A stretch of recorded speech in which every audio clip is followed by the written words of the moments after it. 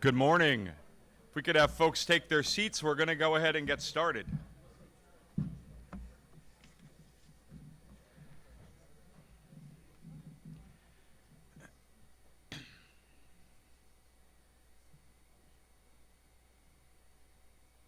Good morning, everyone. My name is Marlon Collingwood. I'm the Vice President of Communications, Enrollment, and Student Life here at Plymouth State University.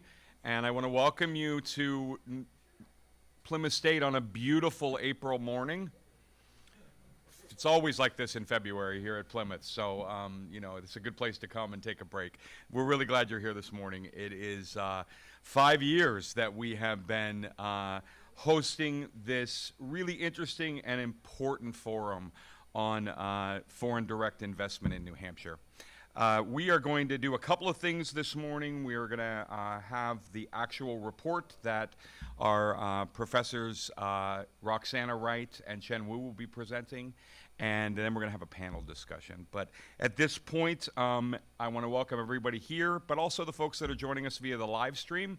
We'll have some housekeeping notes about those of you on the live stream when we get to the Q&A portion and the panel portion of the program. But right now, just welcome, and we're glad to have you all here. I'd like to now introduce the president of Plymouth State University, Donald Burks.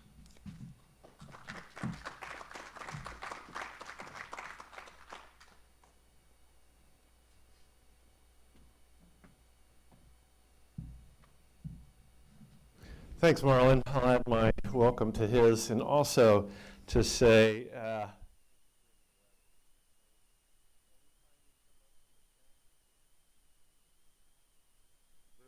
this morning, it was just fantastic. My real role here is to introduce Taylor Caswell. However, before I do that, I want to put in a little plug for the things that are going on around here. As you might have remembered or knew, back in about 1862, I think, public education really got its boost. And it had two main transformational goals. One goal was to actually train the workforce that would be for the new economy. And the other role was to actually take the economy that existed, make it as efficient as possible, and create and be part of the transformation of a new economy. So here at Plymouth, we've taken that to heart.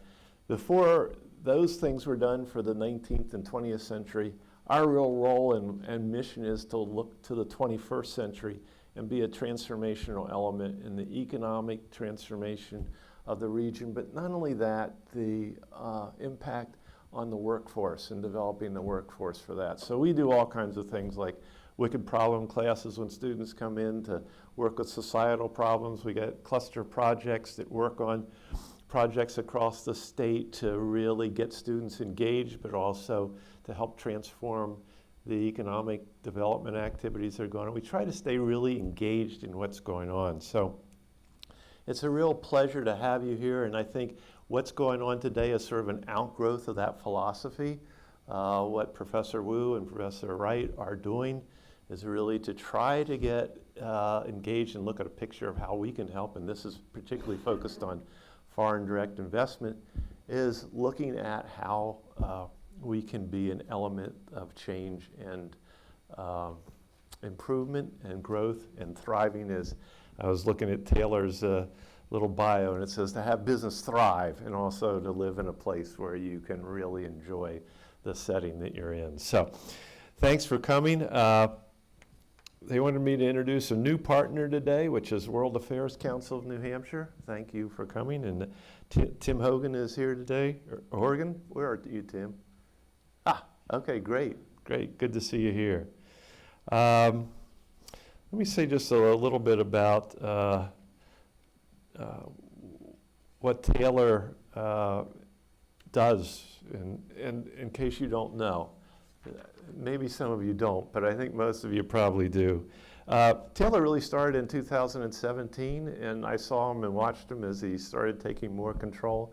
And I would say this about Taylor, which is, I think a lot of us consider him a friend, but he's also very strategic in putting together the resources of the state to really drive the direction of where we should go. And it's an honor to have him here. I think he plays a key role in this partnership, and I think this is something we want to help with, and that's why I think Roxana and Chen are really focused on what they can do to help make his vision a reality for the state. So thank you all for coming. I'm going to turn it over to Taylor to give a little bit of background. I hope I didn't share too much of. Oh, I forgot the Littleton bike path. Yeah.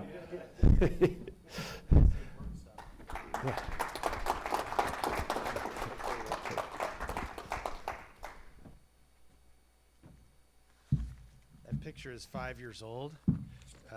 In case you're wondering why there's a lot more gray hair here, there was a pandemic in there somewhere that took a lot of our time here. So thank you, Don, for having us. Thank you for this forum.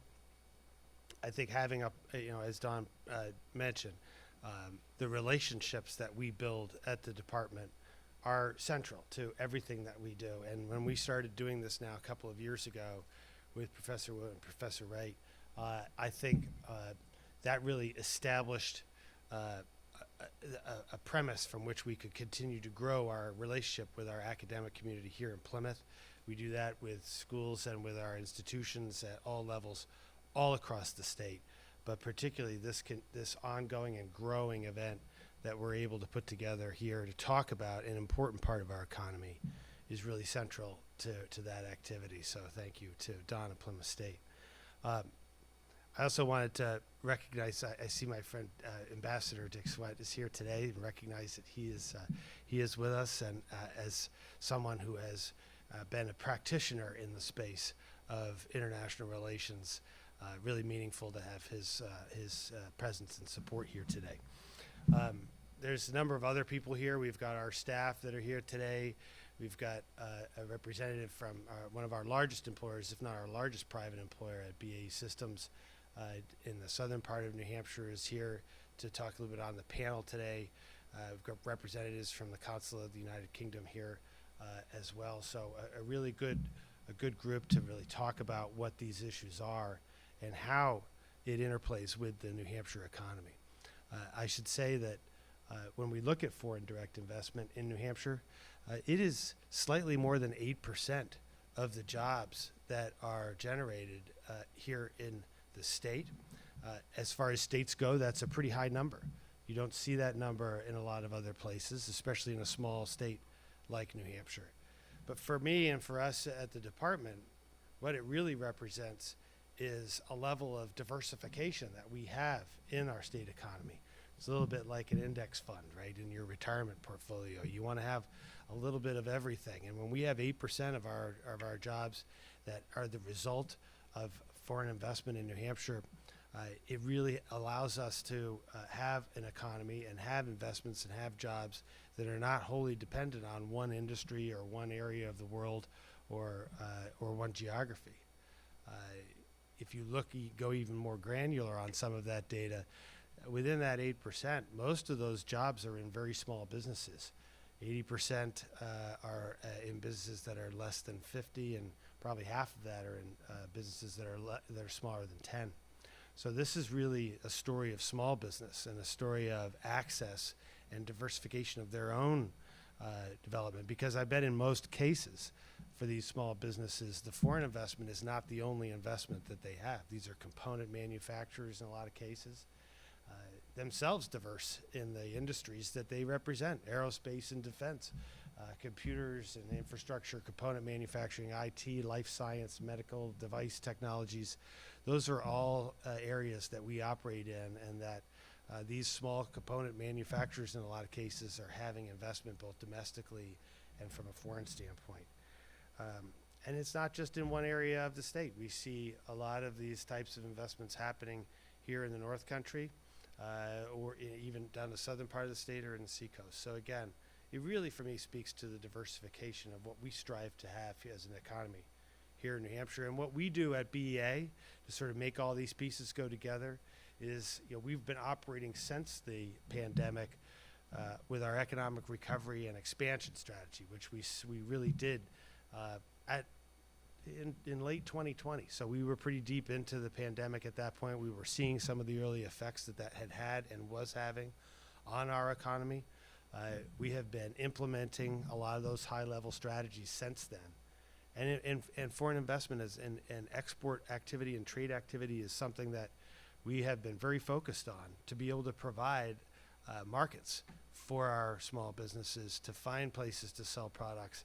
Again, in the instance of diversifying those things and not being wholly dependent on domestic automakers or domestic aerospace companies, to be able to find other ways to have income for those employers. And we really saw that during the COVID experience itself. We had a lot of manufacturers that we asked to, and they came through in changing some of the mechanisms they were using on the floors to make one thing, to make something that the state needed during COVID. You know, a lot of medical device companies really came through for us in those early days when we were searching high and low for things like, you know, gloves and other medical components to battling those early days of the pandemic.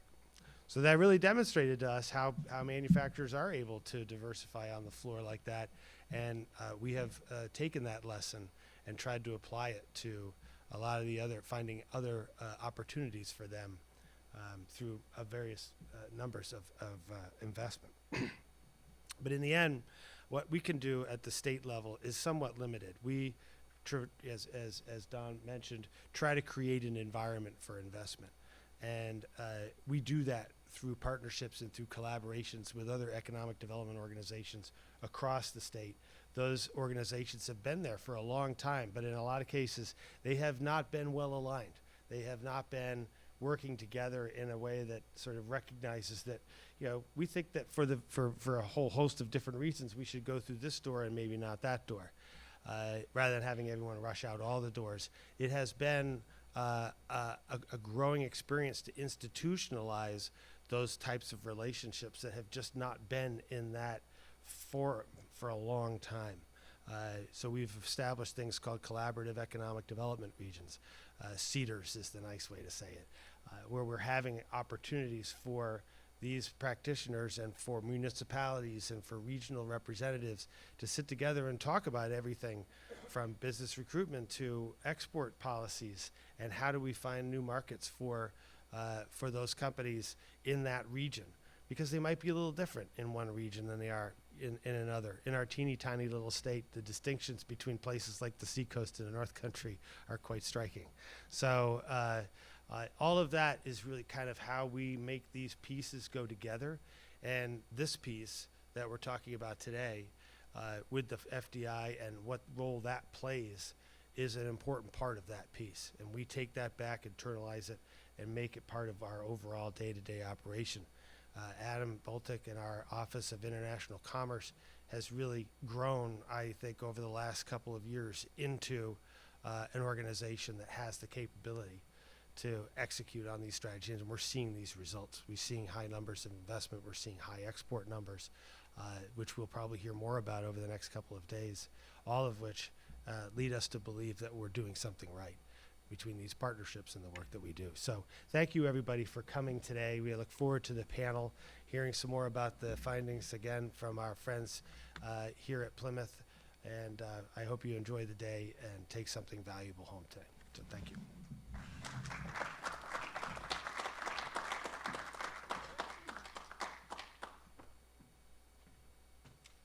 Thank you, President Burks and Commissioner Taylor. Much appreciated. So it said in my script, which I left at my table, so it's fine now, that this was the fifth year that we've done that, which is amazing. I will take us back probably 9 months before that fifth year when Dr. Wright and Dr. Chen and a group of us sat down and they talked about this research that they were beginning to do. And as we heard more, and there was a group of us in that room, and said, this is really interesting, right? They let us know pretty quickly that there were a lot of people doing this kind of research on a national level, right? But there was no one that was focusing on the state of New Hampshire. And I think together, over a period of a couple months, we put together the very first event that we had here. Taylor, I think you've been here for every one we've had in person, because there was one year, as you mentioned, that we were virtual. But during that time, this has become an annual event at Plymouth State, but more importantly, an annual product that Plymouth State, through the amazing work of Dr. Wright and Dr. Wu, people have looked forward to, right? And begun to look at this as a point in time where they might make some decisions on how they move forward. It gives us a nice snapshot of an area, an investment in the state of New Hampshire that we might not always think about, right? And so it's my pleasure to have worked with Chen and Roxana for over 5 years, and it's great that we're doing this for the fifth time. And I'd like to introduce Dr. Chen Wu and Dr. Roxana Wright to present the results of the Foreign Direct Investment Report.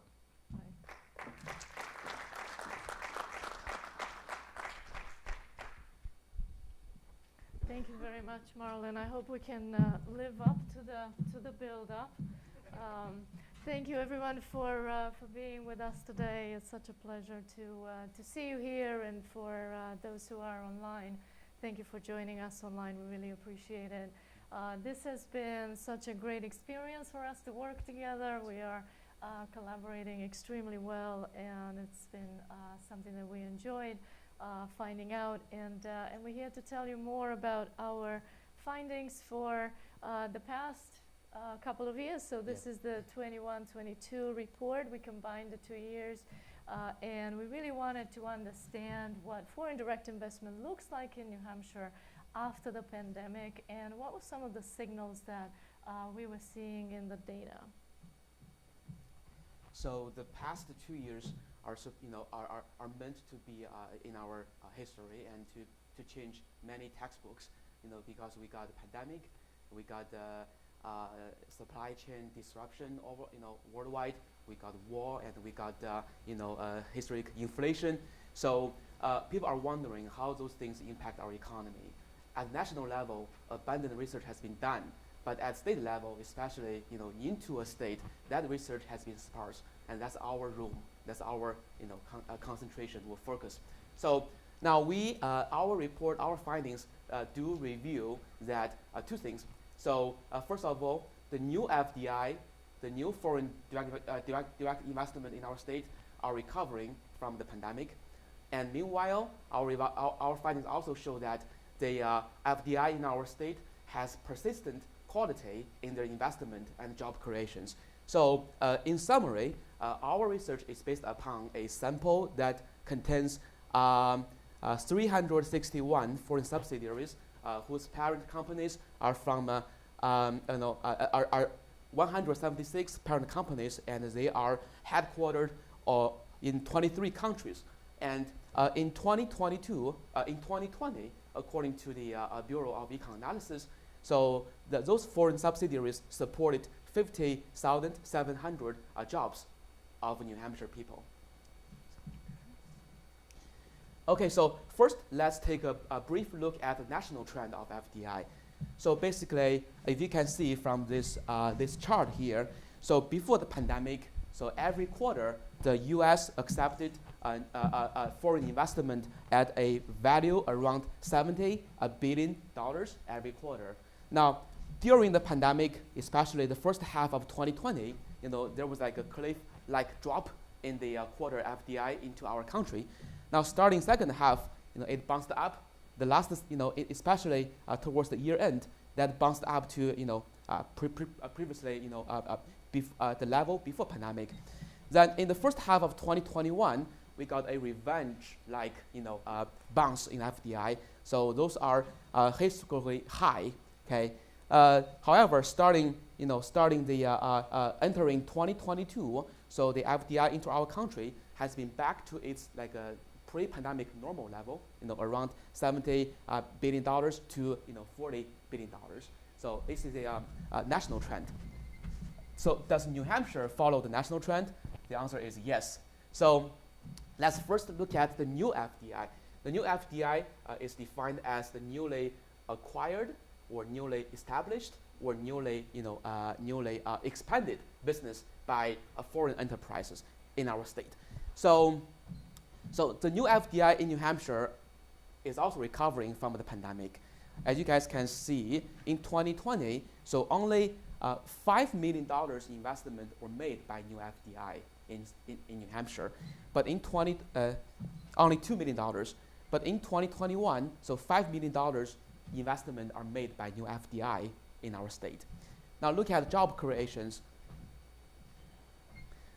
So during the year of pandemic, so basically there's no new job created by the new FDI.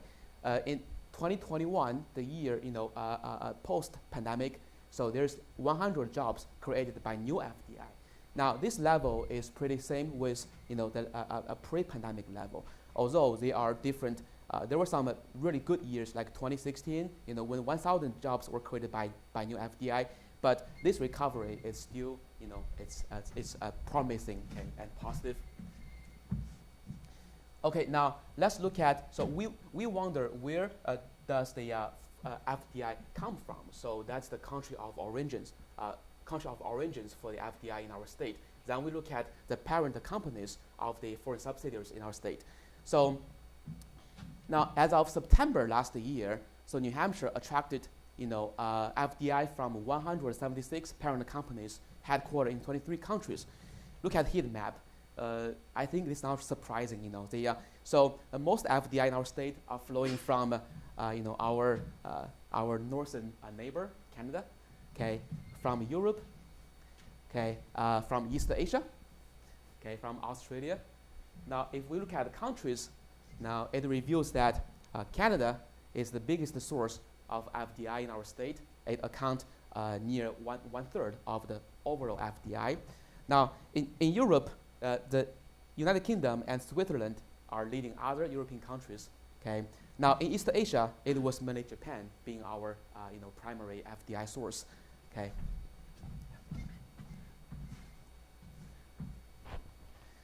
Then we also, we want to look at what are these, what these foreign subsidiaries are doing in our state.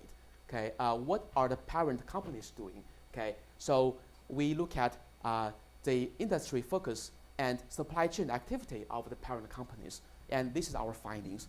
So basically, the parent companies of subsidiaries in New Hampshire, they are from all of the four economic sectors. Okay, starting from the primary sector, which include mining, farming, and fishing. It's only tiny portion, about 1%. So you cannot see that, but there is. But biggest piece is in the secondary sector, including manufacturing, utility, and construction. And now the second largest area is the service sector. Okay, service sector. Now, we notice this for the so-called knowledge sector, which is the the rising sector focusing on high tech, okay, and technology. So this part is about 20%, close to 20% of FDI of the parent companies in the knowledge sector are investing in New Hampshire. So this is perspective, okay. Then we look at the industries of those parent companies. Okay, it turns out they are from 12 the North American industry code system. So the biggest one, 55% is from the manufacturing, and 11% is from the wholesale trade, and then 7% of the parent companies are in finance and insurance. Now, the nature of the parent companies to a large degree determine the nature of their subsidiaries. Okay, so let's keep moving. So while Chen has been telling us about the industries and the diversity of parent international companies that bring their activities to our state, here's a closer look to foreign subsidiaries and what kind of sectors are they in. And we see the same idea of diversity. And I think the story that our data is describing here is one that's very similar to what Commissioner Caswell was telling us, is one of diversity, is one of engagement across many parts of the New Hampshire economy, and it's also one of small business, as we will see. So as we looked at where most of the foreign subsidiaries in our state are, we really could see how these organizations contribute to financing availability to private citizens in our state, to corporate residents. We see the impetus that these organizations bring in terms of the growth of markets and industries. And we also see good engagement in manufacturing and in high-tech manufacturing in innovative areas. So these companies really contribute to the resilience in our state. So when we took a closer look, this is just a representation against industries, and we do see some concentration in the finance and insurance. And when we look closer to see as to how these organizations have ties with their global partners, with their global parents, we really identify that they are creating this network of finance and insurance, that international connection benefits them and in turn benefits our state. We also see integration in larger distribution systems. These are organizations that are part of distribution, they're part of wholesale, they're part of the logistics in the supply chain, and they really connect our state to the larger global distribution systems. And finally, we see international business interest in local innovation. We see these organizations bringing a lot of value in terms of research and development, in terms of using even some of our local research institutions and using our state as a place for developing new products and new technologies.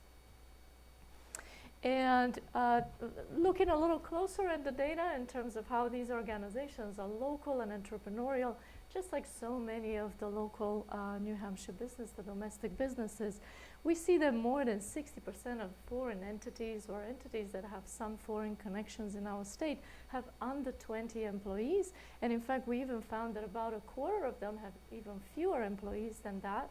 And some of these organizations are really branches. They represent a larger organization.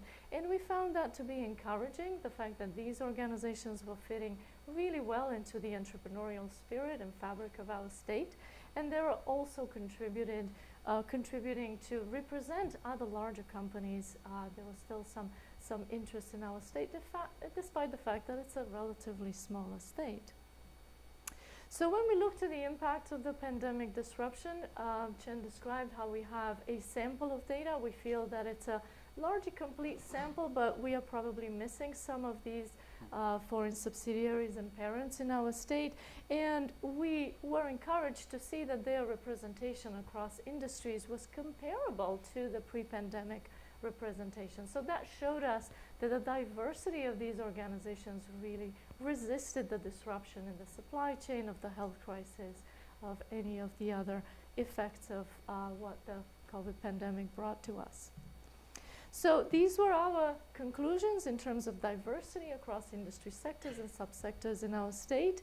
Many overseas links and kind of establishing, being part of the value and supply chain beyond our state, beyond our region, even globally, and the fact that these organizations are really local and they're entrepreneurial, despite of being small or even larger size. Organizations really had a lot of entrepreneurial activities in our state. Thank you, Roxanne. So Roxanne's focus has been about company performances, management strategies. That is her specialty of research. Okay, and she's it's lovely to work with her on this because she's always right on the business side. Okay, It's my name. You can't be wrong with Dr. Wright. So for me, as economist, my focus is public policy. So and regional economic development. So now in the next couple slides, I'm going to be talking about the implications for regional economic development. Now, first, we want to look at the geographic distribution of the foreign subsidiaries in our state, and this is what we find out. First, we scatter plot these foreign subsidiaries in this map, and it shows, not surprising, right? So two areas of clusters of FDI. One is the New Hampshire and the Massachusetts border, and the other is the seacoast area. Okay. Now, so in addition to the two cluster area, And we also find there was spillover from the cluster towards the inner state of the inner state, so the central New Hampshire. Even on the even in North Country, there were foreign subsidiaries. So okay, now moving from here, we dive into the county. Okay, and this is our finding. The two southern counties, Hillsborough and Rockingham, they in total they account for almost three quarters of the FDI in our state. Now, the four central counties, Merrimack, right, Stratford, Sullivan, and Belknap, okay, they also account for about 20%, okay, 20% of the foreign FDI. Now, even in the northern border, okay, the countries also, they attract investment from foreign countries, okay. Now, this so we identified, the geographic agglomeration. Then we want to look at what industries these FDI are doing in each state. And this is our finding. The two southern counties, okay, they are, as you can see, okay, they're mainly, their FDI are dominated by the service providers, okay, due to, their proximity to the, to the populated area of New Hampshire and Massachusetts too. Now, moving into the center, you will see the relative importance of distributor increases. Okay, so which means the central New Hampshire, is the gateway, right, to a bigger southern market. Now, if we move even further north, okay, for the north, in the North Country, you can see the relative importance of manufacturing grow up significantly. So this tells us there's potential to grow manufacturing FDI in the North Country, especially the border effect. We have Canada, that's a big source of FDI. Yeah, So this is just a snapshot of our data. Yeah. We hope you got some good information from our findings. We invite you to read our report, which will be ready on the PSU website. We feel that you could maybe obtain a deeper understanding of how these foreign connected organizations bring to our state and how they contribute to our state growth, gain some insights about finding partners, understanding where countries and what parts of the world these companies are connected with, and finally maybe be inspired to restore some of the development plans, and we can say that we had such a great collaboration with Business and Economic Affairs in our state. So thank you so much for listening. Yes? Where did you say we could find the full presentation? Just upload it to the FDI page that has the event information. It's there now. Okay. Thank you. Thank you. Excellent. Thank you so much. Sure, absolutely. So we have a few minutes before we're going to do a break before our panel discussion. I thought while we have the two of you up here, any specific questions on the research that you just saw, which is very high level, but I saw lots of folks kind of taking notes and that kind of thing. Anything specific anyone would like to ask? Yes?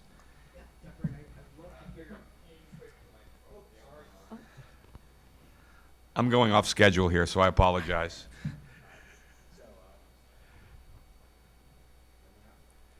Hello? Perfect. I was wondering if you could comment a little bit on dollar value. These are number of companies, number of subsidiaries. What about the dollar distribution? Is that materially different? How might our understanding of FDI in New Hampshire differ if we counted dollars rather than entities? Sure. So one of the two ways that we focus our analysis, and this is my way of saying that we haven't looked into that. I think it would be a very good piece of our research. We try to understand FDI from a presence point of view. So we know there's some research, so FDI markets, for example, provide data on projects and project value for each of the states. It's data that it tends to be more proprietary. We try to purchase some of the data, but we also try to go a different way. That's why we felt that maybe folks who want to understand better the distribution in terms of presence in our state, and that was something that was very unique for us. And recently, especially with the pandemic, we try to look at the activities of organizations.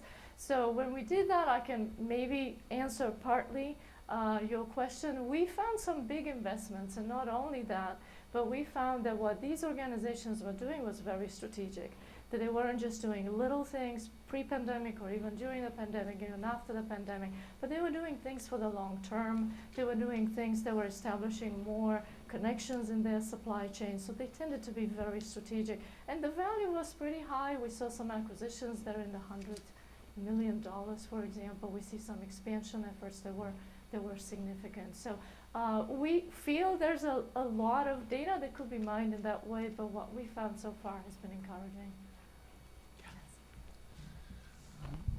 I serve on the World Affairs Council board, and one of the things that we're very interested in understanding is how are these companies, I think you mentioned 176 of them, how are they attracted to the state? Are they companies that made that decision on their own? Are they companies that were influenced by Taylor and his organization? Are they companies that were attracted through other individuals or companies in the state? And I'm wondering if your report covers that kind of information as well. So we couldn't pinpoint exactly what attracted these organizations to the state, and we feel that our friends from the Business and Economic Affairs may be able to shed some light on that, because they work directly with these companies, with representatives from the companies. They probably have a deeper insight for their motivations. So look forward to the panel discussion for that. But we tend to see a lot of agglomeration effect, as Chen was describing, that has to do with where there are some good opportunities for research, where there are some good opportunities for innovation, where there are some opportunities to get closer to other organizations. When I was ambassador in Denmark, we worked closely with the Danish companies and actually had a delegation with then Governor Jean Shaheen coming to Denmark and had arranged for contracts to be signed. While they were there, we did over $80 million worth of business at that time. My question, my follow-up question is, are there these kinds of programs that we can help with other countries with attracting New Hampshire business abroad? And can we do a reverse kind of FDI that might enable New Hampshire companies to spread their marketplace into new locations abroad? Sure, and maybe there are many opportunities. Again, we haven't looked into that, but I think it's a very good avenue to consider. And because these organizations might already be used to working with some foreign entities, some foreign subsidiaries, as we said, they are connected in their value chains. It will probably come more natural. And that's perhaps another encouraging aspect of what we found about foreign business in New Hampshire, that although those businesses are small, they are diverse, they are well connected, they are part of the networks, and that might in fact encourage some of the domestic organizations to look overseas as well. I just want to add to your first question. You made a really good point. According to the literature of FDI location choice, so when the global companies choose a place to invest, so basically they look at locations that have the things they want. So if you think about business, what they want, number one, they want consumers. So New Hampshire, is in the market of the U.S. Behind us is the U.S. being first power of economy in the world, and also New Hampshire is the gateway to the New England, which is among the highest income region of the country. So they can market here. Second, they're looking at the things like good quality, good labor quality. The New Hampshire, we offer a comprehensive university system that supply labor for their needs. Three, they are looking for good infrastructures. Okay, infrastructures, and we in New Hampshire we got the like good highways. We got the port. Also, we have the foreign trade zone. So these are the things they're looking at. And also, they are number four. They're looking at whether there are a big stock of foreign investment or not. Research shows FDI like to be around with each other, to increase their collective bargaining power. So they feel safe when they see investment from their own country, like Denmark, or from other country. So they're foreign, so they want to see. So there's like like magnet. The bigger the FDI, the more they attract from other countries. And New Hampshire, that's why we're showing people New Hampshire got this FDI from those countries. It can be a tool to recruit further FDI in the future. And also the last thing, according to the research done by me and by other scholars, the foreign investment recruiting office is important, or like a recruitment purpose trip is also important. I know our BA colleagues has been making some trip to the targeted selected countries in Europe. So that's been proven effective to recruit investment from other countries. So yeah. We also purported New Hampshire as being a very easy backdoor into the U.S., the bigger Yeah. U.S. market. Yes, Yes. yes. That's something that New Hampshire can distinguish itself Yes. with. Yes, and also I want to add. Last thing is, they foreign investors really like that to work with a government which is approachable, and that is our BA, right? They are approachable for businesses. They are supportive to them. So I think these are the factors, as far as I know, that why people invest in New Hampshire. Yeah, and Good good point, right? So when you are there on the website, one of our previous report found exactly what you're describing, that in fact a lot of the motivations for new investments were to just access the corridor to the northeast and then even further down south to the US. So some of these organizations, due to border effects or even the location of our state, they do come to get access to more distribution, to more markets and so on. So that was an excellent comment that we have seen as well in the data.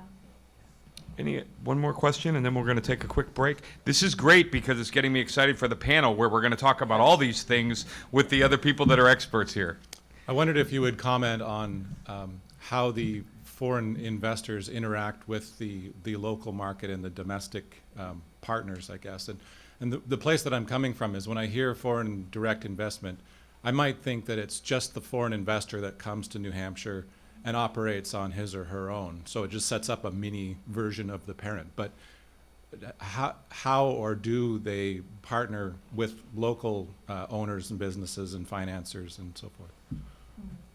So even in one of our previous reports, when we're looking right during the pandemic, we were finding partnerships just for the purposes that Chen described. So partnerships to access certain distribution, partnerships to access certain markets, a lot of partnerships for innovation. So thank you for mentioning that, because although we try to separate what the presence specifically is for these entities that are related somehow and connected with other international global companies, these are organizations that are very well established here. They have a network of partners. They work here just like any domestic company would. So they don't just sort of come and create their own insular activities, but they do and partner just for the motivations that Chen was describing.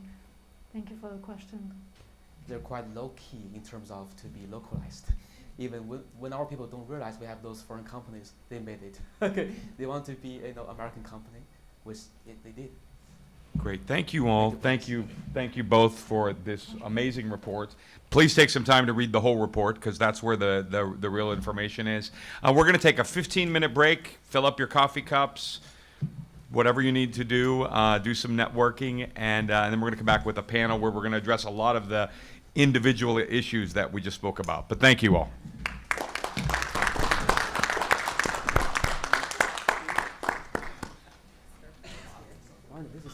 Yes.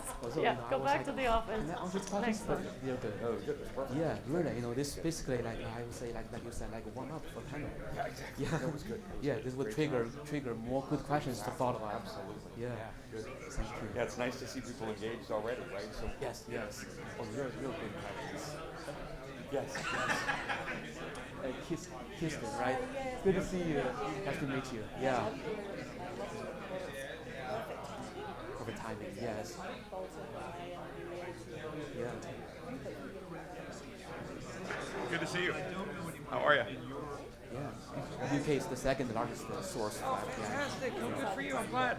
Nice I'm to not see you. surprised There you go. Perfect. Cultural. I am. Exactly. in Good. US, Good to see you. UK, this is I'm not surprised. But for New Hampshire, yeah. Yeah. Yeah. Yes. Oh. That's great. Yeah. Please. I am, Kristen. Yeah, I am. So let me give have my business card. It's in my suitcase. I'll be back with you, Kristen.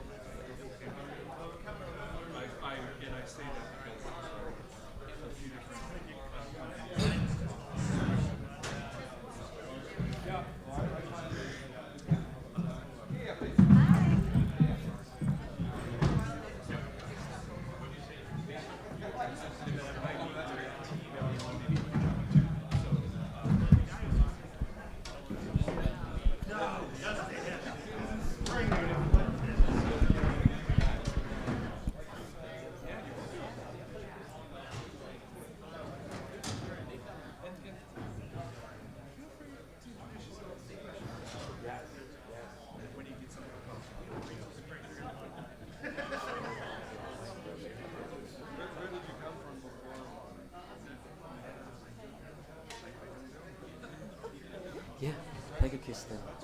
I Old-fashioned.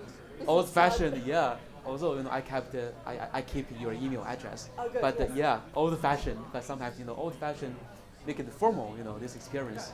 Yeah. Also, we have seen we met each other virtually. Awesome. It's fine. We were saying that.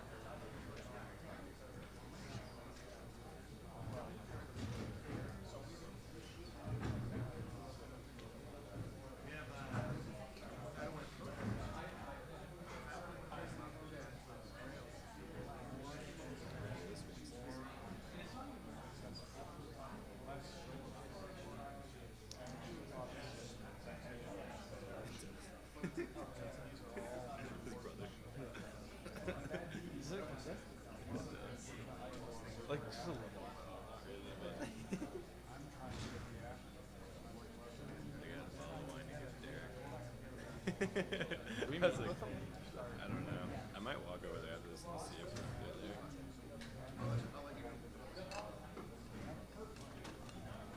Got nothing better to do. Got kill fuzz at 1.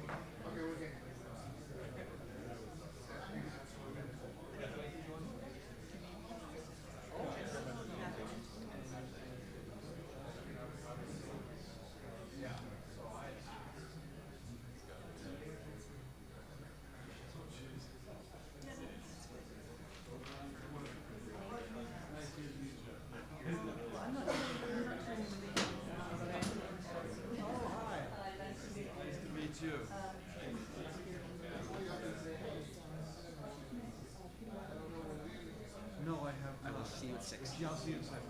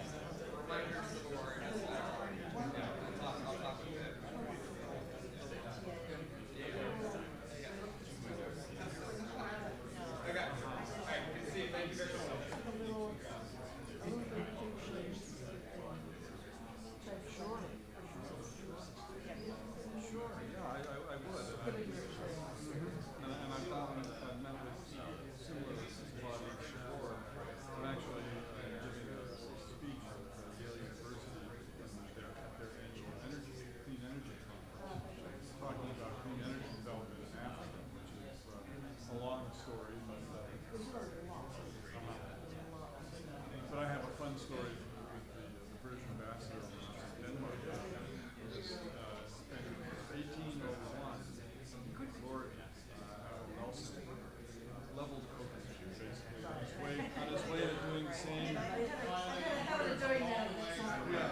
he was on his way to do it at St. Petersburg. Because they were picking up the drums, flooding in the water, Irish merchant ships.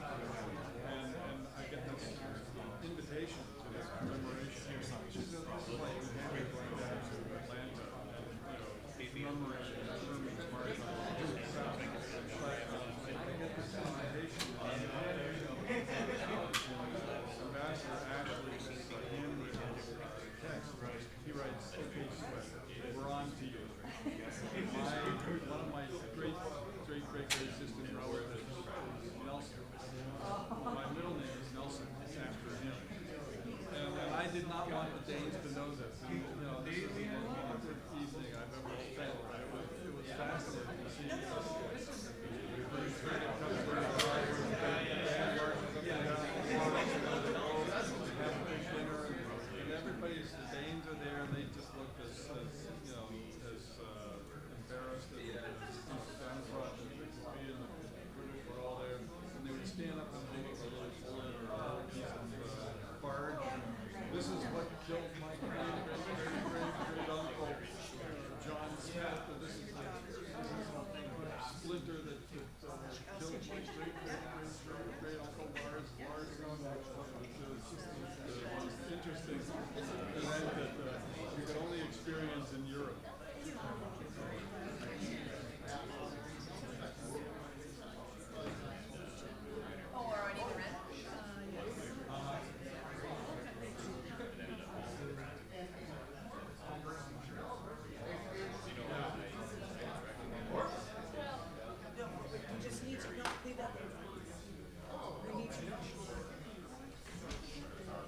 Blind eye. I don't see it.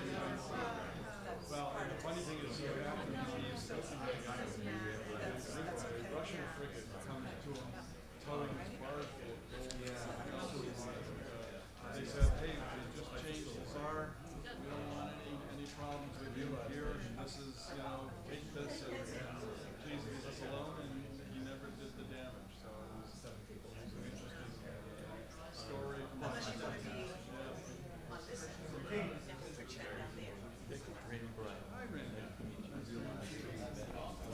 Cheers. Yeah, it's fine. Oh, goodness. Thank you for everything. And that was perfect. Yeah, no. Good morning, everyone. We're going to ask you to kind of take your places, and our panel, if you could make your way to the stage, we're going to get started. Sorry, Bob.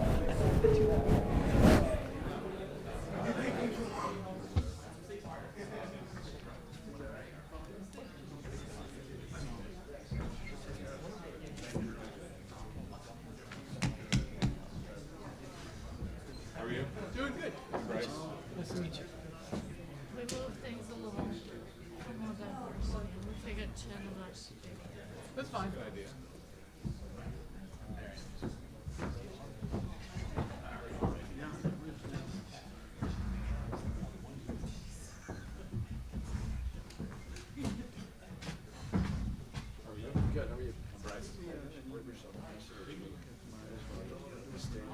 This event could get really interesting. No, I mean if I.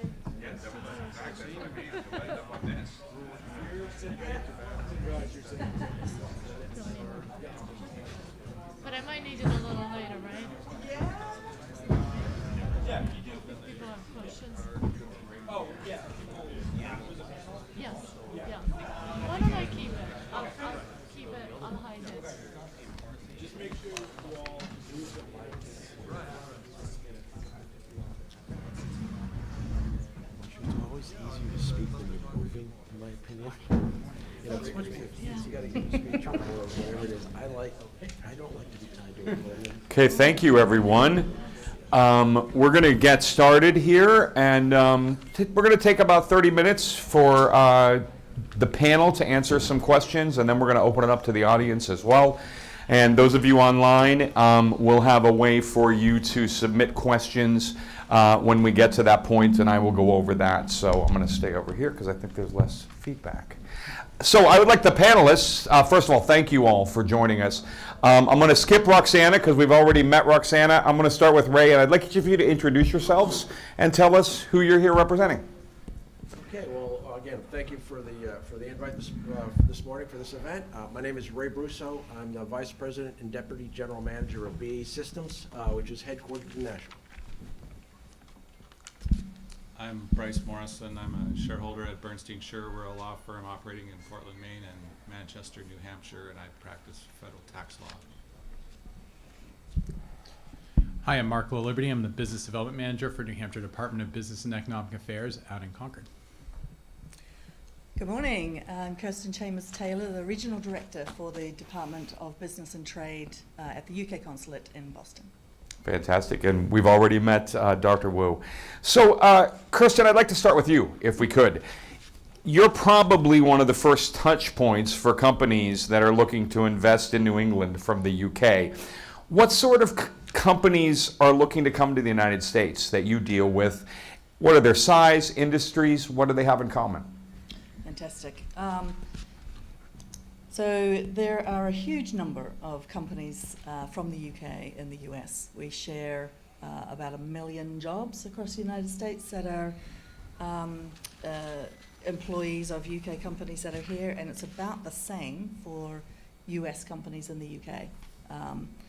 And the trading relationship's pretty strong. It's 250 billion a year in trade and about 1.5 trillion invested in FDI between the two countries. So to say that the trading relationship is strong is possibly an understatement. For New England, our teams focus on life sciences, given the prevalence of that sector in this region, aerospace and defense, financial services, and professional services, including law firms, etc., and a big focus on clean energy. So for my team, a good example of a company that has recently invested in the area is Venterra Group. It's a company which coordinates the activities for a number of other companies trying to access contracts in the offshore wind industry. So they have recently set up, not in New Hampshire, a little further south. However, they are predicting exports of 20 million, 30 million, 100 million, and then 250 million of pounds over the next 4 years. So we work with the big ones. Those are good, juicy companies to work with, but predominantly, as you heard earlier, there are a lot of small to medium-sized companies that we work with. And on the life sciences side, they're just looking to tap the market here. Fintechs looking to connect with the financial services industry, etc. So it's a smattering of everything, but life sciences and defense and financial services are the big ones. Great, thank you. Mark, I'd like to talk a little bit about BEA. So I know we saw in the presentation here some of the changes that happened during the pandemic, Yeah. right? Can you talk a little bit about what you all saw, right, and how you're what you're doing now to compensate for that and moving forward, where it's going? Well, 3 years ago, I think one of the things that our office really had to have that situational awareness. And I know And I start with that because when you were talking about February and March of 2020, we didn't know what was going to happen. None of us knew. When we were hearing this pandemic, we thought we hear things like, oh, it's only going to be for a couple of weeks to forever changing. And it was somewhere in the middle of that. So I know that, and not saying this because the commissioner's here, but I do think that what the commissioner and what leadership really pushed was we need to be able to be nimble and really help out the businesses as these things are breaking in real time. We were the first state to get EIDL loans approved by SBA, and we were able to really start working with businesses to address pandemic challenges before businesses even were leaving the office and everyone worked at home. And so for us, I think it's always a lesson we learn every day is that we have to be nimble. We have to be able to work with the businesses to say, okay, what are your challenges? What is it that you really need from us? And drill down. And I work with Adam and I work with Alan, I work with the other team here. And I think one of the things they're really good at is, okay, what is it that you really need for us to do? How can we help you with those challenges? And that is, I think, actually the biggest lesson you learn. There are going to be incredible opportunities for the state of New Hampshire with businesses looking to downsize, people that see the quality of life, being able to work from home, being not necessarily having to be in an international hub to do international business. And those opportunities are existing, and we're working on that. But I also think that, and we'll talk, if we ever talk about a unique value proposition, it is the ability to really get a phone call, get an email, respond quickly, be able to talk to the commissioner, talk to the governor, and determine what those challenges are. And I think in the final part of that, then say, okay, how do we make our business sector better? How do we at BEA and the government work better in terms of we're looking at things as in terms of how do we make it easier for businesses to get resources? So we're looking at that in terms of business service portal and some other works that we're doing. Governor announced a couple days ago looking at streamlining regulatory reform, universal licensure. Those are the sort of things that if you can get those things done, that is a massive issue. That is a massive advantage for the state of New Hampshire in drawing business domestically and internationally. Thank you. Ray, I'd like to talk a little bit, so BAE is widely appreciated as a major employer and a huge supporter and part of the engine that makes New Hampshire what it is. Why do you think New Hampshire is a great place to grow and invest and manufacture? Well, let me start with, it might be a little biased. Okay, that's okay. I grew up, was raised in New Hampshire, moved back to 20 some odd years ago, and I've raised my family in New Hampshire. But let me say that it starts with I think the most important part, and that's people. I look at our workforce, I look at the talent pool, I look at the talent of our workforce, the education New Hampshire and New England provides, whether it's professional engineering, program management, finance, and I look at our hourly workers, our assembly workers on the line and the training they get, and out of the normal schools, but out of the vocational schools and the community colleges, and bringing them in. So I look at the talent pool in New Hampshire, and it's tremendous. So it allows us to draw the workforce that we need. And the other thing I look at, it's a very committed workforce. They're committed to our mission. I mean, we're an aerospace defense company. They're committed to our mission. They're committed to our customers and to who we do our products for. And that draws them in. That keeps them. And quite frankly, we don't see a lot of job hopping. We get them, and we have very, very stable employment with a very high level caliber employee. And the second part is quality of life. I mean, so I live in Nashua.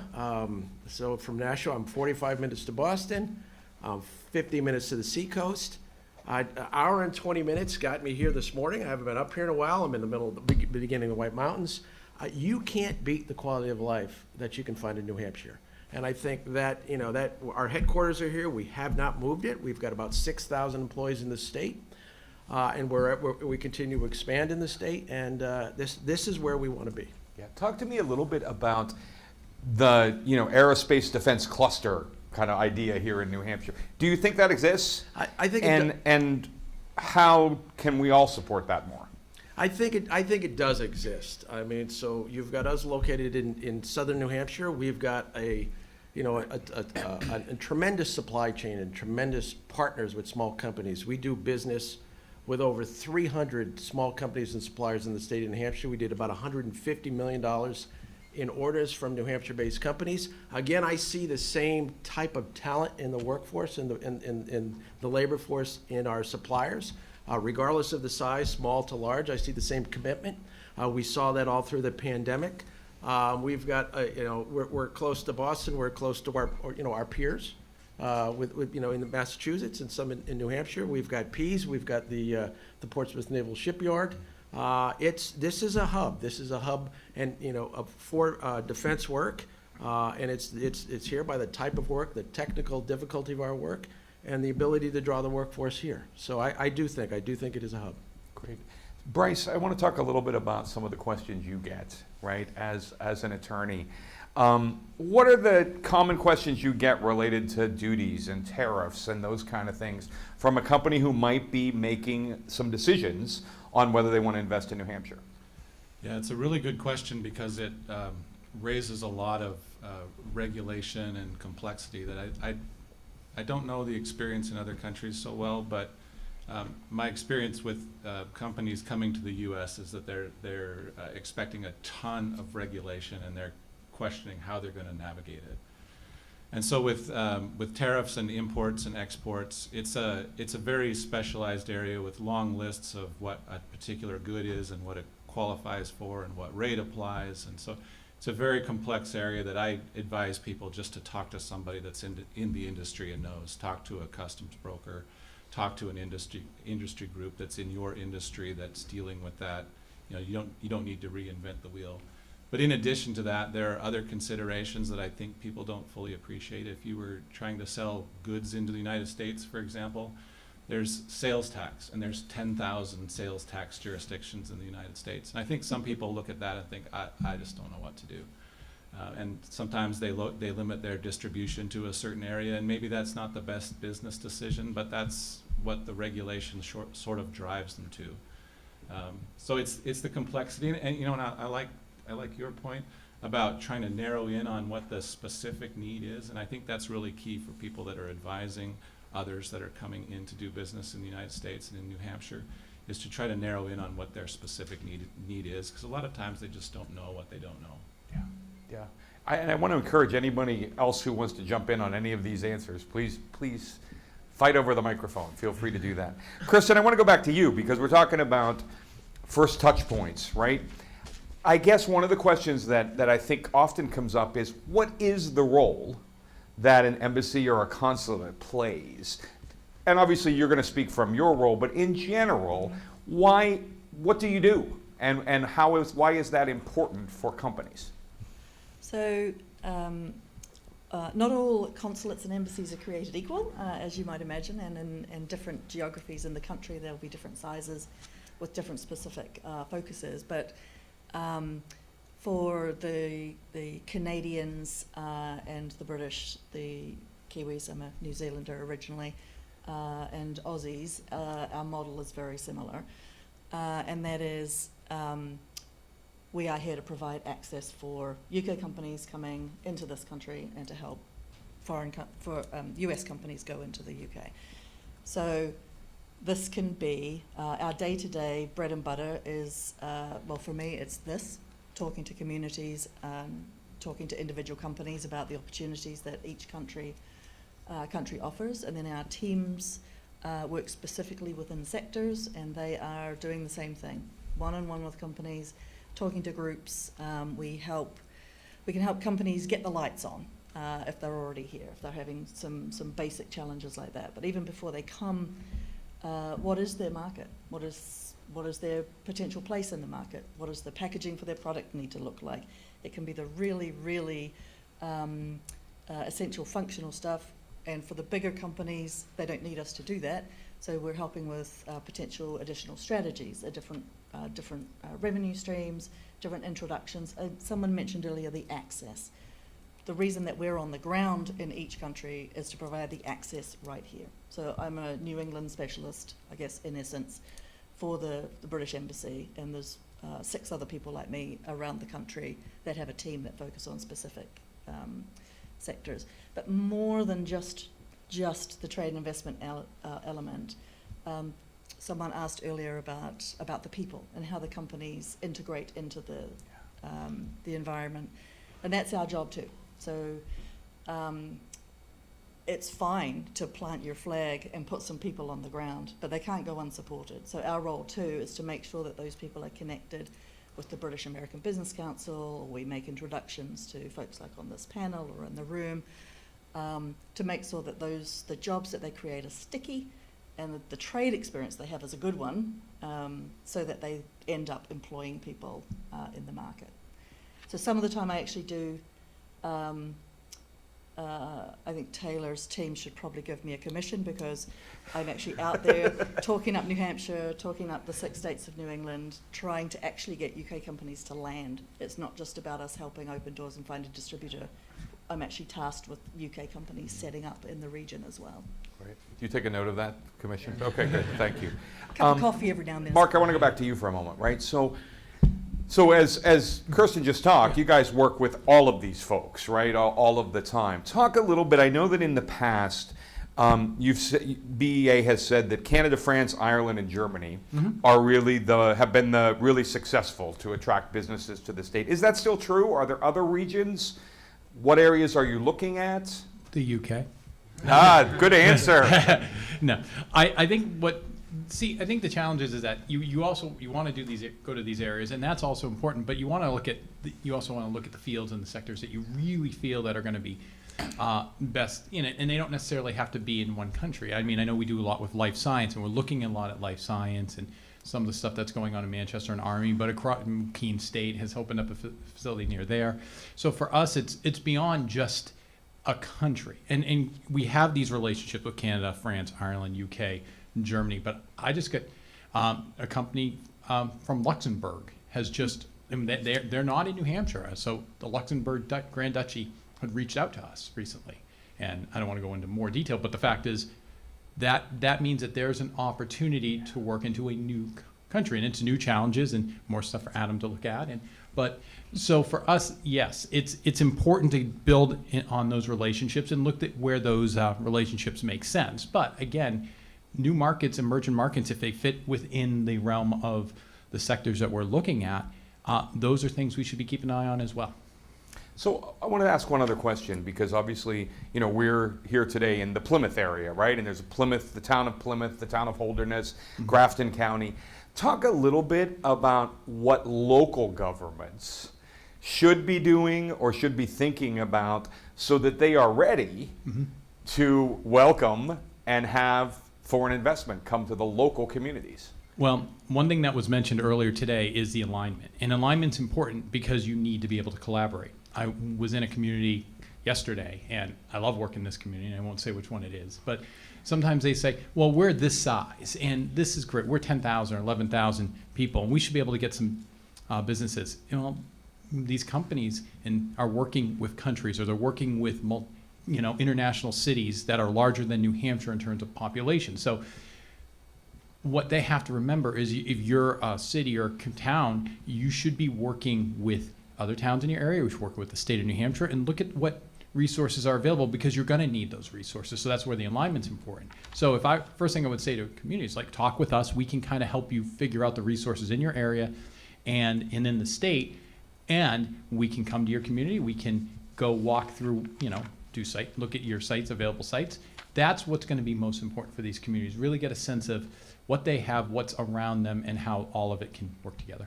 Thanks. Ray, I want to come back to BA. Could I just add to Oh, that? yeah, go right ahead, please. Yeah, so I absolutely agree. When you are little or have a widely diverse offering, and there's somebody in the area, maybe there's a whole lot of towns that are the same size or what have you, coming together as a collective makes you look a lot bigger as a landing spot. Like, instead of landing a helicopter on a fishing boat, you're landing it on an aircraft carrier instead. So someone mentioned earlier the program of cities and towns coming together like that, and it's very similar in the UK. There's the local enterprise partnerships. So we used to have in England 13 different regions, southwest, etc. Now there's 37 local enterprise partnerships, but Greater Manchester, massive landing spot. Then there are some smaller places in the southeast that have come together, and they're finding it by jointly marketing and communicating. They're selling their individual talents as a group, and everyone works with consortia or with talented groups of people that come together. MBA groups put different people in the same teams and build something bigger. So it's wildly successful on the UK side. So if there are lessons to be learned, we'd be happy to help share some of those too. And one last point, that's why we have CEDARs in the state of New Hampshire. We have a CEDAR team back there that they are working with diverse communities and counties and regions to do that sort of collaboration. And I think that's actually been very successful. The conversations that are being had, they're working together. They're seeing where, what advantages and disadvantages each community has, or each locality has, and working together to address them and putting forward things that are going to be beneficial not only to their regions but the state as a whole. Great. So, Ray, when it comes to BAE, and you all are looking at expansion, for instance, right? How important is it that you have kind of the right relationships with all levels of the government, right, from the state down to the local? I mean, is that important? Yeah, it's very important. When you look at the economic impact of an expansion of a company like BAE into a community, it can have a major impact on the community. So having the partnership and collaboration of, organizations like the BEA, the governor's office, the mayor's office of whatever city you're looking at, and those and their offices is important, because we're going to be looking at things. Okay, if we're going to expand, if we're going to build, what's the infrastructure around where we're going? What collaboration partnership can we get on getting contractors and permitting? What can we do with utilities? And then if you start looking at, if we're going to put 700, 800 employees into a region, is there affordable housing? What's the school system? Because we're going to have an impact on it. So what can we do in partnership with that community so we just don't come in and overwhelm a community, but we can help grow our business and the community at the same time. So that partnership is key. Great. So, Bryce, I want to go back to licenses and certifications, right? So I think, Mark, you mentioned, and any of us who listened to the governor's budget address knew that a big part of that and a big part of what he's proposing is really to streamline licensure, certifications, those kinds of things. Why is that important to people that you might be talking to?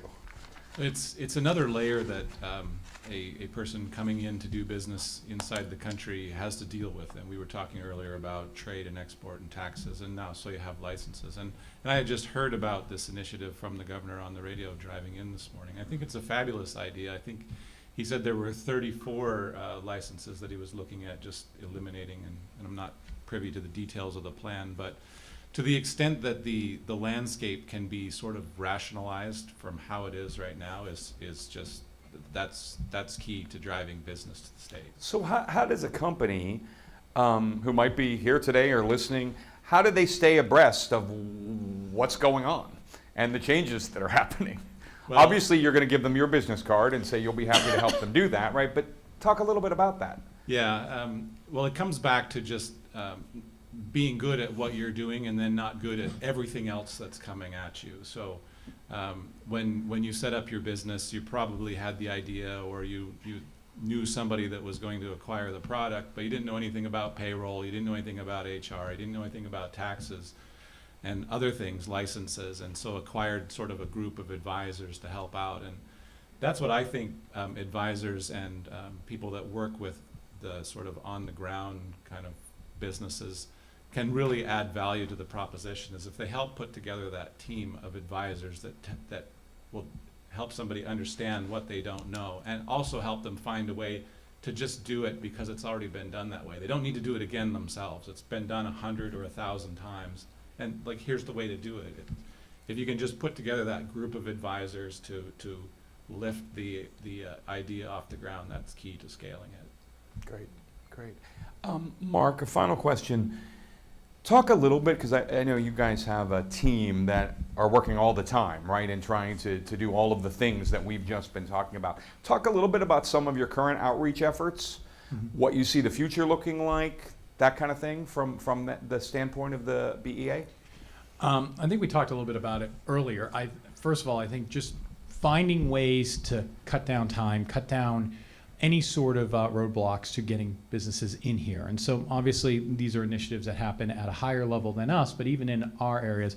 So I'm relatively new in this role in business recruitment, but I was in business retention, so I know some of the challenges that businesses have. So for me, one of the first things I did was meet with Adam, and him and I had a good long meeting to discuss kind of what is the landscape of FDI and international, because that's some of the things that I'm going to be looking at in terms of the sort of businesses we want to bring in and how we can help them. And he and I actually have a pretty good system in looking at some sort of due diligence and how we do that.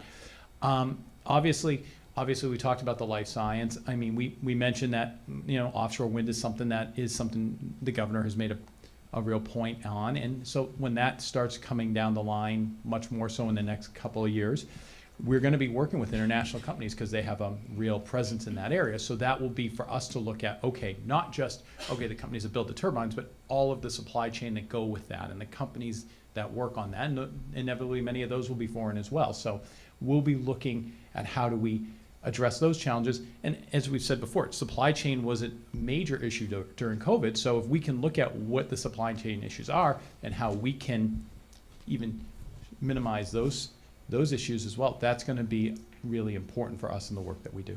Great. So I'm going to open it up to questions that folks here might have. I believe I need to give people an email, Lisa, correct, if they're online and want to send a question? Yes, I believe it's noted on the live feed. Okay, so it's on the live feed. If you're online and want to email a question, do that, and Lisa will do that. But questions from the audience about anything? Yes, and if you can go to the microphone, that would be great. I think this would be a question best for Mark, but in the type of contacts you're receiving abroad, are you receiving anything from sovereign wealth funds, countries that are trying to find ways to directly invest and buy entire companies, like in the defense sector or aerospace or anything like that, since we have this pretty broad supply chain here? In my early time here, I have not seen any of those companies. Obviously, if those were to come about, we would work together and look to see what options and how we could help them do that. And as those come along, we will do that. But I haven't seen any in my early days in the role. Any other questions? I guess I have a general question for all of you, right? So all of you, from Roxana and Chen, who did the research, all of you play a different role, right? Maybe start with you, Kirsten. You've seen how other states do this, right? You work with other states. What do you think New Hampshire's doing right? What more could we be doing? So on the doing things right, I think Taylor and Adam and the team are getting out there. They have great profile. There's a lot of services in the state of New Hampshire for companies that want to export, but also looking at the teams looking at foreign direct investment. Years ago, I've been with the consulate since 2000. There was a New Hampshire beachhead in London called New Hampshire House. I'm not saying that you need to have that now, but a lot of different states are using us and working together with the consulates and U.S. Department of Commerce to really do outreach in other countries. So, for instance, here, we're constantly speaking with companies here about investing in the UK. And it's because we are here constantly poking them. Soft power too, invitations to events. We're doing an Aston Martin program soon. We're going to be inviting lots of Fortune 500 CEOs and things, and that's nothing. We're inviting them because we want them to inward invest into the UK, but they're coming because it's Aston Martin. Right. So, knocking on the side door, a lot of that sort of activity is good, but Adam and I have big plans for this year, so there's going to be a lot of UK activity in and around the state. That's great. Bryce, what have you seen other states doing? What do you think New Hampshire's doing really well? Well, I think I'll avoid your question a little bit and come Okay, at that's fine. And That's I think- absolutely fine. and not because I have anything against what anybody's doing. Yeah. And I from the information I've heard on the panel, everybody is doing a fantastic job. But the perspective that I wanted to add was that business is just going to happen. That if I'm a foreign party and I have a really good idea, and it involves the other country, if it involves the US, it's just gonna happen. And in my career, I practiced in Canada for 17 years. I had plenty of companies that had some great ideas about selling goods into the US and just did it. And then they got the tax bills. And then their trucks were coming across the border and got impounded to pay the unpaid tax bills. It happened a lot of times. And so my point is that the entrepreneurial spirit just exists in business. And I think that the people that want to attract business or help business that already exists is wise to zero in on where it's happening, because it's just going to happen.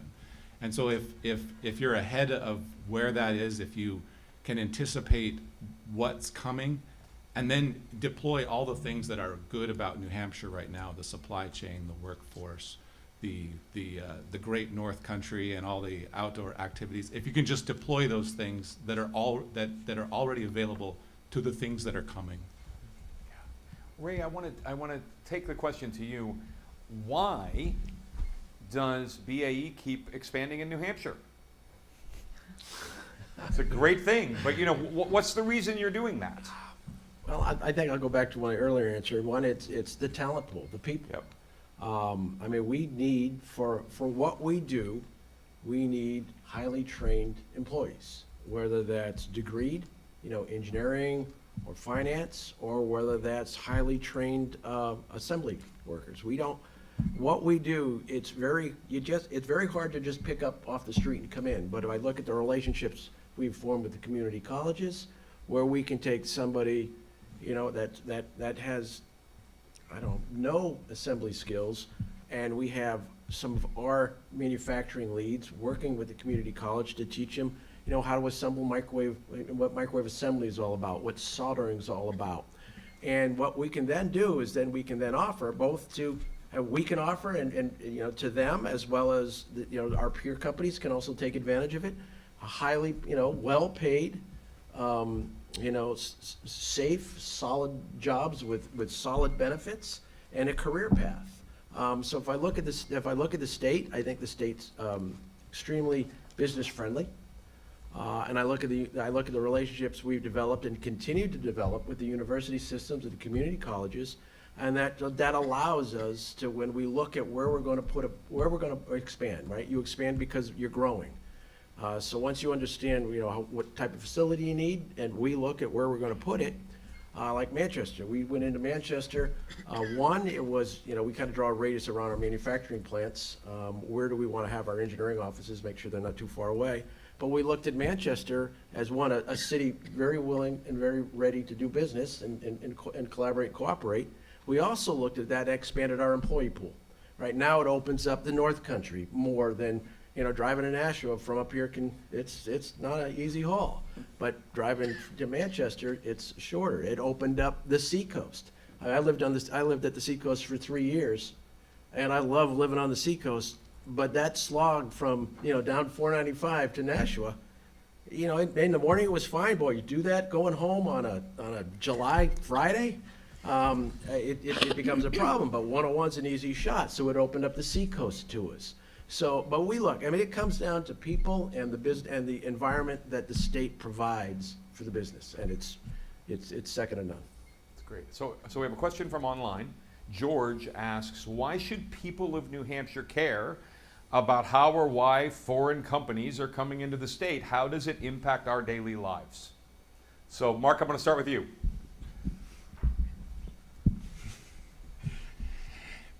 Business that comes into the state of New Hampshire, whether it be domestic or foreign, provides jobs, and a lot of times really good paying jobs, and it brings the workers that fill those jobs, and usually well-skilled jobs. Those jobs pay well, and they enhance the quality of life of the state of New Hampshire. And those are the sort of things that me as a New Hampshire native, see that in somebody who grew up in a very blue-collar area, and growing up seeing these jobs that come in, seeing what the expansion, and you're not focusing just on one industry, you're not focusing on one company, you're now diversifying your economy, which creates resiliency for the state. And so when you have a pandemic or you have a downturn, you're able to withstand it better than other areas. So throw that in with a good business environment. These sort of companies bring value added to the state, and one that we not only should be encouraging, but doing more to encourage. I'd say it also brings just an international flavour that adds to the quality of life. But if you've stayed at a Holiday Inn, British owned. If you've shopped at a Michael Kors or a Body Shop, you're enjoying British products. So most people wouldn't even realise where half the products or services that they use come from. If you're on the web, you're probably using foreign technology of some sort. So if you stripped out all of the international pieces from anything, it would be a bloody boring place to live. And, you know, we already talked about the gazillions of jobs that are provided in the state of New Hampshire by foreign companies. So it's a win-win. Yeah, feel free. You expect me to sit here and just be quiet? No, everything everybody has said on that point is pretty important. I would just add one other answer to that question, and point particularly to the North Country. So for a lot of communities in the North Country that have a really long history of manufacturing, whether it's in the paper mills or what it has been over the last couple hundred years, a lot of those industries no longer exist, but a lot of the infrastructure and a lot of the people and a lot of the tradition continues to exist. It gives an option for those communities to look north and to look to Quebec and to the eastern provinces and find places for them to get over the border to New Hampshire, access the New Hampshire or the United States markets, to be in foreign trade zones, and to take advantage of that tradition and that infrastructure that's in place currently. Whereas it would be not impossible, but a much harder role for somebody like Mark on our team to be able to take a company from central United States or even southern New England and say, you know, let's get you up into Lancaster or Groveton or Berlin. Admittedly, that's a harder leap, but for a company in Quebec and Montreal or south, it becomes a much easier play and it gets them into the market. So it provides options for the work that we do, that we've been talking about here today, to bring others into the fold of the New Hampshire business community. And you know, the other thing that I would just say as well, to sort of reiterate that, is when you look as an investor from a foreign entity, a foreign country or company, and you want to see where you want to have investments proximally to maybe to Eastern, to Europe or to Western Africa or wherever, and you're looking at the East Coast of the United States and you look at the makeup, the regulatory and tax makeup of states up and down the East Coast, you start to see why New Hampshire stands out. Because as you've heard here today, from large employer right down through small employers, the ability to access government, the low tax environment, the regulatory environment that just keeps getting even more pro-business, we focus on clearing the decks for our employers to access an economy, to access a U.S. market, and to have proximate location to where they're originally coming from. So it is really important if you want to be really on the East Coast of North America.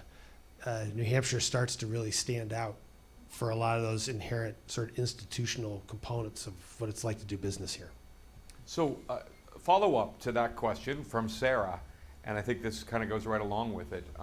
Are there ways that towns and communities like Plymouth and others in the North Country could increase the chances of foreign direct investment coming into our communities? It seems like a great opportunity to create jobs. Are our local communities doing everything they could? So kind of reiterate what I said a little bit earlier, I think the collaborative approach really works. But the first thing I would do is, like I said, I would go reach out to our team. We have international experts on our staff that can go and sit with businesses or sit with communities and say, okay, what is it that you're looking for? And talk about what we said before, really drill down to find out what is it you're looking for. We want FDI. Do you just want FDI, or are you looking for a specific company or a specific sector, or in the case of Plymouth, do you want something you feel like could partner with the university?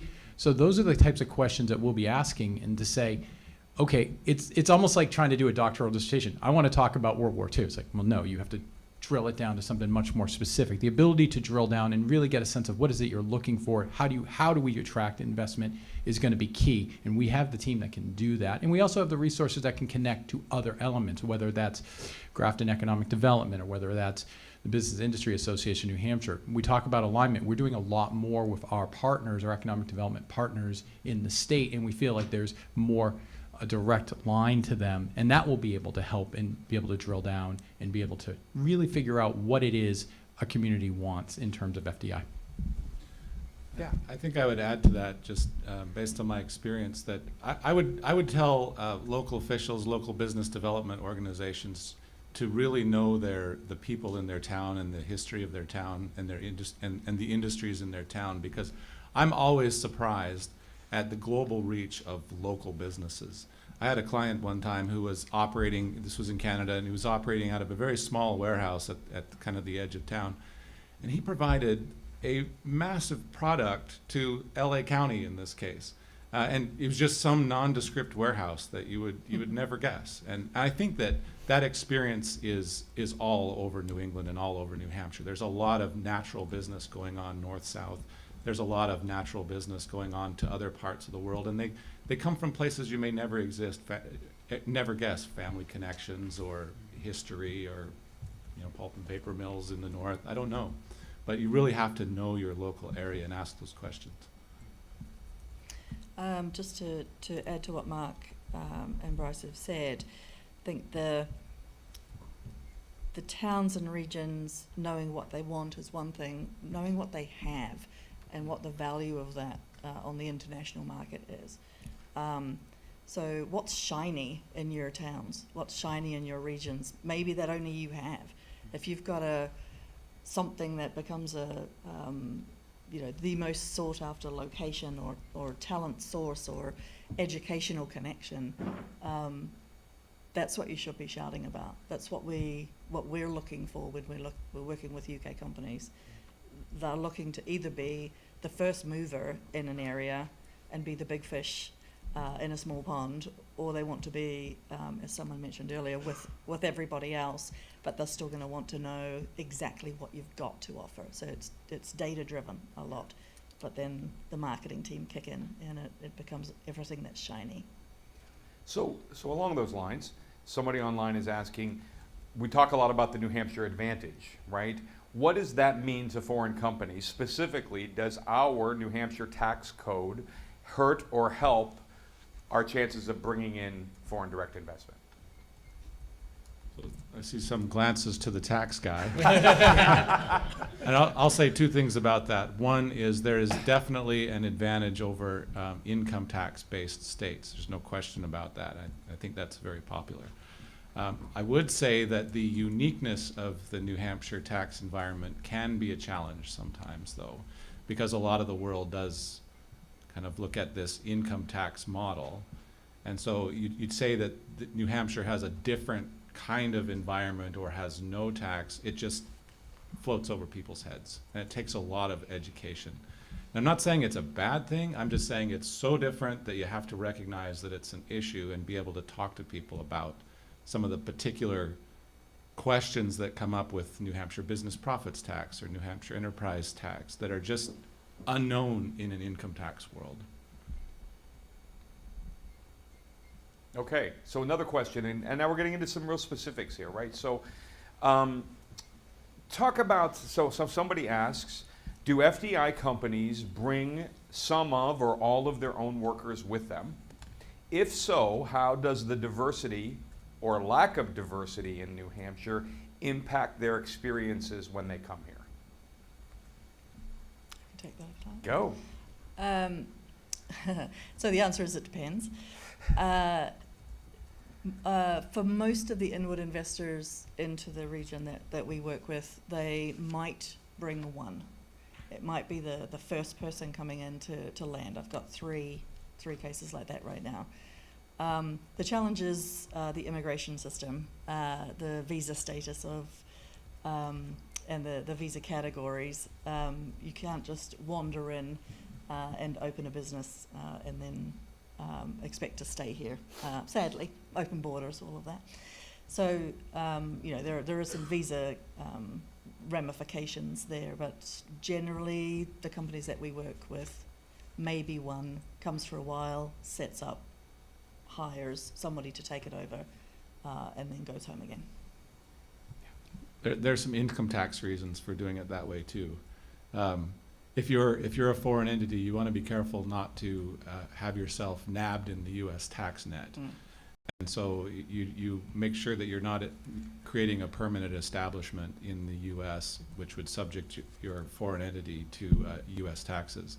So the reason, I think, in addition to immigration, for just acquiring a local entity or establishing a local entity and then populating it with local personnel, is just to avoid those issues and just kind of keep your U.S. operations in the U.S. and create a wall so that the U.S. grab doesn't get out beyond the wall.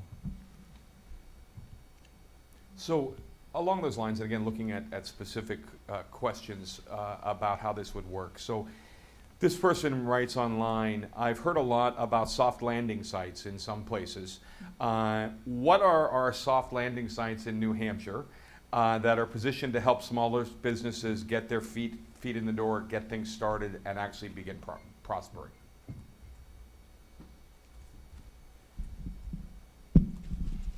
In terms of actual physical locations, or? That sounds like the question. One of the things I think that's where I think our office really have the cedars to kind of determine when communities work together, how could they work together to address these sort of challenges? So, I mean, I think the obvious answer is anywhere you have an airport, whether you have Manchester, you have Portsmouth, those areas, to an extent Rochester with Skyhaven. So I think in terms of where there's good infrastructure and access to larger markets. So for us, I would say anything more on the 93 or the Route 3 corridor to get down to Boston, or Seacoast with the airport and the Port of New Hampshire. And as the commissioner mentioned, access to Canada, and that's not to be underestimated because it's not that far beyond, in the North Country, whether in Berlin or Lancaster, to get to Quebec and maritime markets. So I would say in terms of that, that's important. Also, areas with colleges. Like I said, Keene State has seen some business come into this area, Plymouth as well. So that's all in Hanover, Lebanon. That's helpful as well.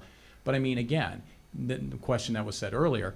If I'm not necessarily in those communities, how do I determine what is my unique value proposition? So again, that's where we work and say, okay, well, what's your workforce? What is it you're looking for, and all of that. So I think there's some natural areas that work for FDI, and also those within a foreign trade zone. But there are opportunities for many communities even beyond that. So are there any special incentives currently or that New Hampshire provides to foreign firms to help them get started and grow? Or are there any plans for special incentives if there are none right now? Oh boy. Some of you may know that New Hampshire doesn't really offer a lot of incentives for but the argument is the tax code, the quality of life, the proximity. You put those things together, that is more conducive to long-term success than, as one person as I've talked to said, the sugar rush of incentives. Because after 5 years or after the incentives run out, then are you necessarily in the location that's best suited for your community, for your business, and moving forward. So I always make the argument, we do have some incentives, we do have some tax, we have the ERZ program, which gives some tax relief. Coos County has its own. One thing we also are really good at is when we work with businesses to determine whether they're in an opportunity zone, new market tax credits, any other federal incentives as well, and how they can be stackable to what may exist in New Hampshire as well. So we really make a point to say, okay, if you were to come here, here are the resources available at the federal and at the state level, and combine that with everything else that New Hampshire does have to offer, and make it as appealing a package as possible. Anyone else? So we have no more questions online. Any more questions from the group here now that we've had a nice discussion? Any follow-ups? Good. Well, I'd like to thank the panel. I would like to thank all of you for being here. I'm going to ask President Burks to come up and kind of sum things up for us and end our morning together. I'm sure folks will stick around a little bit if there's specific questions or networking. Oh, we got another question? Yes, we have another question. Sorry about that. So we have actually several. Oh, okay. Never underestimate the power of online. Okay, can Dr. Wu and Dr. Wright talk more about the key trends they have seen in the 5 years they have been leading this study? How did the pandemic specifically impact the trend lines we saw pre and post-pandemic?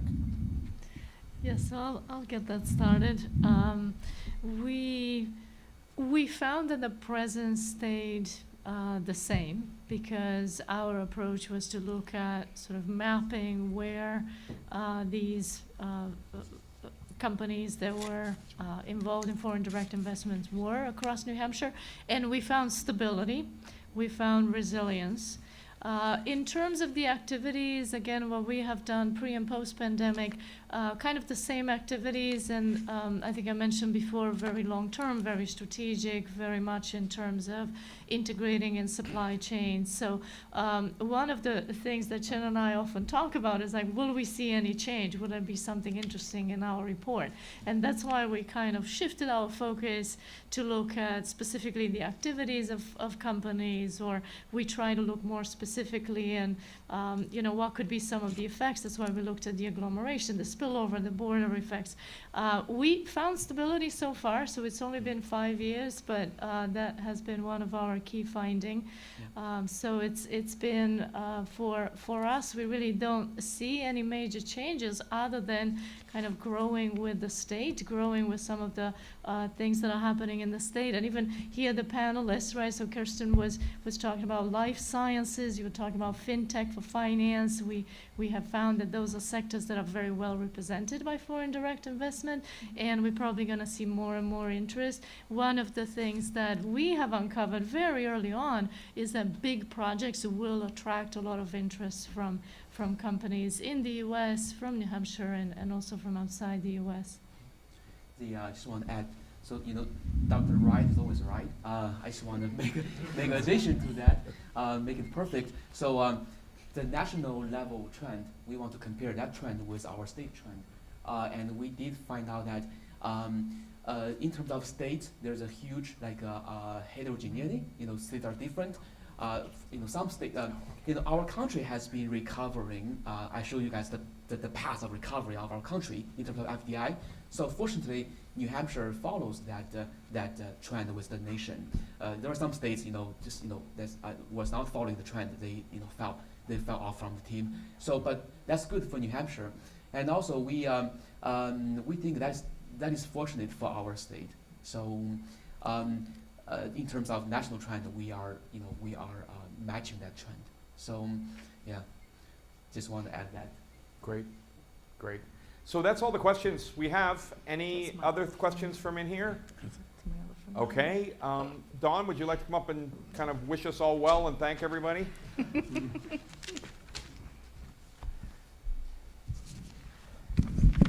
Pull this out. It's been fascinating sitting here and listening to you.